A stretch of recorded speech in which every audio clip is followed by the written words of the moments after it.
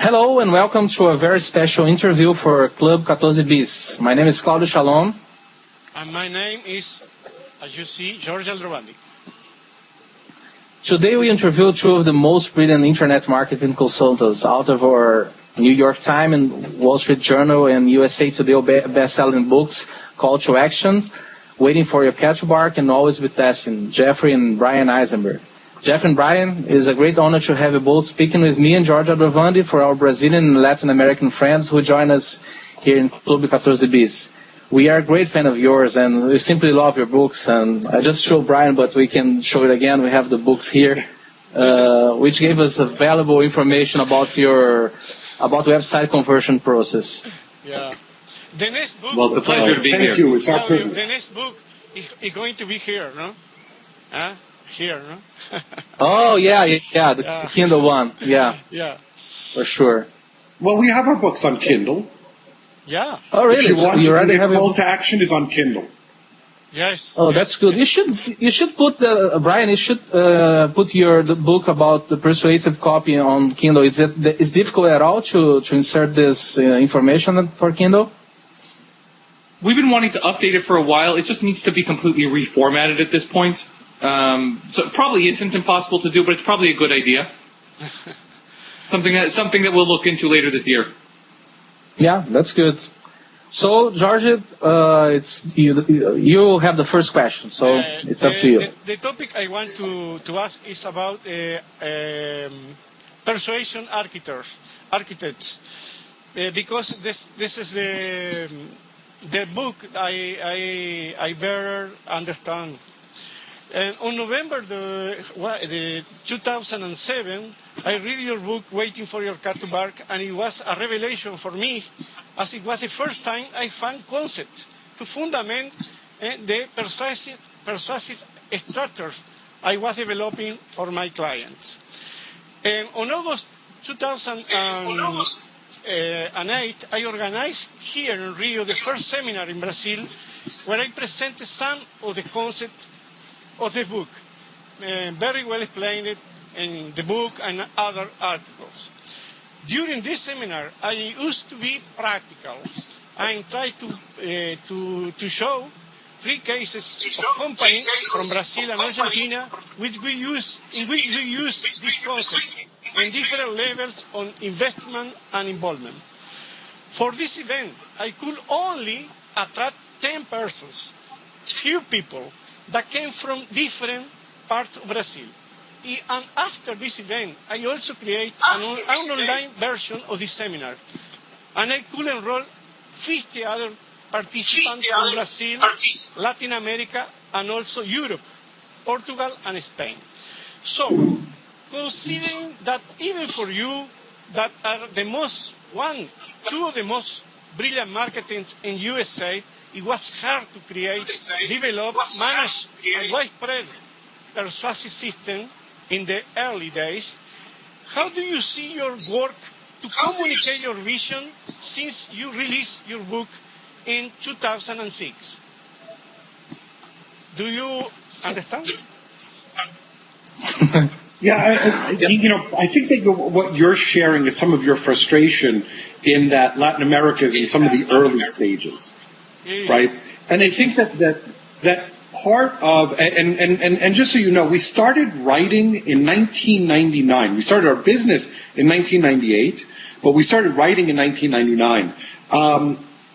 Part of the challenge is that people weren't measuring anything.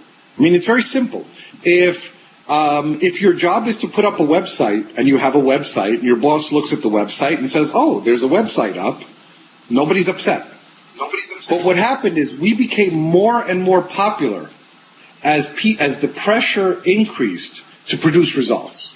So we started talking only about conversion rates, right? And when we were talking only about conversion rates, we had a lot of retailers, a lot of people talking to us because they wanted to increase the conversion rate from the amount of visitors to the amount of sales. But over time, also, besides the e-commerce applications, direct dollars, we also started doing a lot of work with other types of sites, and those were the places where persuasion architecture really developed, because people, again, needed to have the results.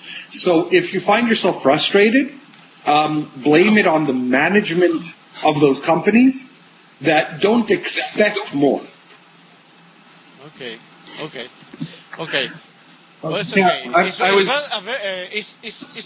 It's a hard work. I believe in this concept, but at the end, we are going to ask other questions about how do you see our markets, Claudio.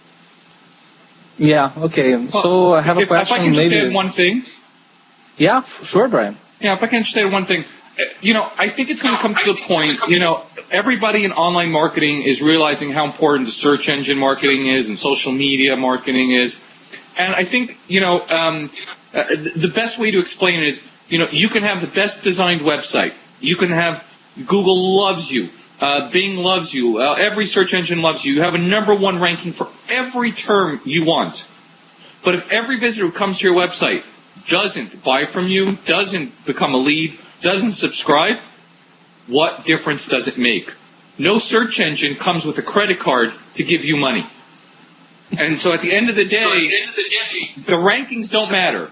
And especially today with personalized search and the way they're changing the algorithms for ranking, it's irrelevant if you can't sell people. So I think people are going to start realizing that you have to focus in on what that experience is when the visitor comes to your website so that they buy and subscribe and purchase from you. Okay. Yeah, actually, this is one of our next questions we were going to ask, right, Roger? Okay, but Bryan, but that's okay. You're taking away their questions. Yeah, no, don't worry about this.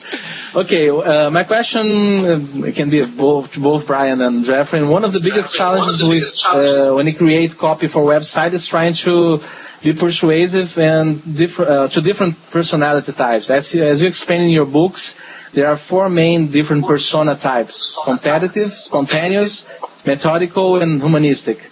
Each person reacts different when accessing a website, and our goal as marketers is to provide the best possible navigation experience for the website visitor. What's the importance of creating different personas while developing a website? Well, I think there's no marketer who would argue that there are different segments that we're always trying to appeal to. The point of marketing is to appeal to the different target markets that we're trying to attract. Whether it's, and I don't think anybody would think that they need to market to their new visitor and the repeat visitor the exact same way, right? No one would argue that. No one would argue that you have to, market to people who know a lot about your product or service differently than people who know nothing about your product or service. And so when you start realizing there are these different segments, you have to start saying, okay, look, we can slice, we can dice, and there are so many different segmentations we can do out there. There are people in different industries, people by different ages. But the one commonality that we have is the way people process information and make decisions.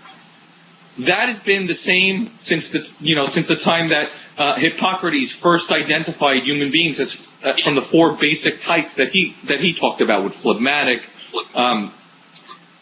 People are split into a left side of the brain and a right side of the brain. They're more logical, they're more emotional, and they have preferences in terms of the way they gather information and the way they make decisions, whether they prefer to make them quickly or they prefer to be more deliberate in their information gathering and decision-making processes. So by understanding this, we can now start catering our messages to the different types based on what segments we're speaking to, where they are in the purchase consideration cycle, how complex our sale is, and even if it's a simple sale, just using the right words and saying the right thing is more important than just trying to speak to everybody and not speaking to nobody, because you've gone right down the middle without talking to anybody and really motivating people.